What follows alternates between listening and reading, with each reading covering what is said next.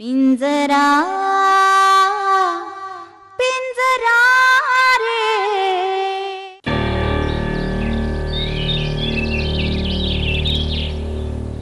नारायणी, जो काही प्रकार मी पाहिला ना तो खूप वाईट होता। अगं नवरा आहे तो तुझा, कशी वागत होतीस त्याच्याशी? मम्मा, अगं तुझा काहीतरी गैरसमज झालाय। अगं मी काहीच करत नव्हते, उलट तोच मला खूप मारत होता। बस, मी सगळं माझ्या डोळ्यांनी पाहिलंय। तू माझ्याशी खोटं बोलतेस? अगं मी तुझी आई आहे, निदान माझ्याशी तरी खरं बोल की। मम्मा, तो एक नंबरचा नालायक माणूस आहे, बेअक्कल आहे। नवरा बाईची सुद्धा त्याची लायकी नाहीये, मला नाही आवडत तो। तू काय बोलतेस नारायणी? तुझं त्याच्याशी लग्न झालंय, तुला त्याच्याबरोबर आयुष्य काढायचंय। शी, मला कल्पना सुद्धा करवत नाहीये त्याच्या बरोबर आयुष्य काढायची। आणि माझं त्याच्याशी लग्न जबरदस्ती झालंय, त्याच्यामुळेच मी माझं बाळ गमावलंय। नारायणी, अच्छा, हे बघ, तू आता खूप विचित्र परिस्थितीतून जातेस, मला समजतंय का सगळं। तू माझं एक ऐकतेस का? तू आणि ओजस, तुम्ही दोघंही काही दिवस इथून कुठेतरी लांब फिरायला जाता का?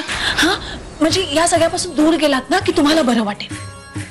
आणि बच्चा, तुझं बाळ गेलंय म्हणून तुला खूप वाईट वाटतंय, मी समजू शकते, पण तू पुन्हा एकदा आई झालीस ना की सगळं व्यवस्थित होईल। आई आणि ओजसच्या बाळाची इम्पॉसिबल आहे। कशी बोलतेस तू? ओजस तुझा नवरा आहे, अगं त्याची जरा किंमत ठेव। किंमत आणि ओजसची?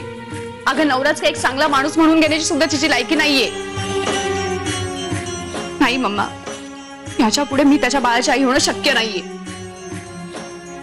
काहीही समजवलं तरी तुला पटत नाहीये, तुला कळत नाहीये। बाई मासे, हात जोडते तुझ्या पुढे, तू काय करायचं ठरवलंयस? काय आहे तुझ्या मनात, जरा सांगशील का मला? मला आई व्हायचंय, पण फक्त वीरच्या बाळाची आई व्हायचंय। कारण वीरच जबाबदार माणूस आहे, जबाबदार नवरा आहे, आणि तोच एक जबाबदार बाप होऊ शकतो। माझं वीरवर खूप प्रेम आहे आणि मला त्याच्याच बाळाची आई व्हायचंय।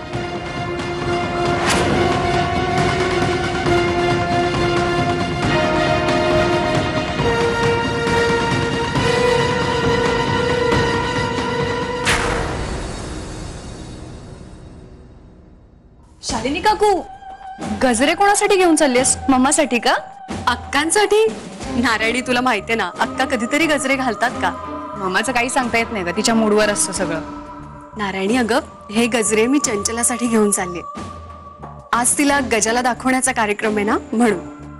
अरे वा, म्हणजे त्याच्याशी कोणीतरी लग्न करायला तयार झालंय तर?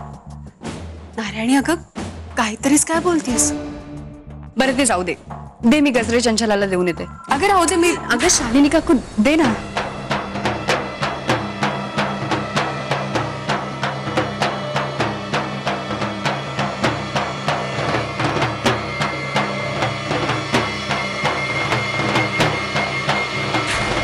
मच्छिंद्राच्या पोरीवर विश्वास ठेवून नशिबाचं वाटोळं करून घेतलं ना। काय झालंय सांगणारच का? अगं तुझ्या त्या गजाला बघायला बाजूच्या गावातल्या बाजी रोशिंदीची पोरगी आली आहे म्हणून।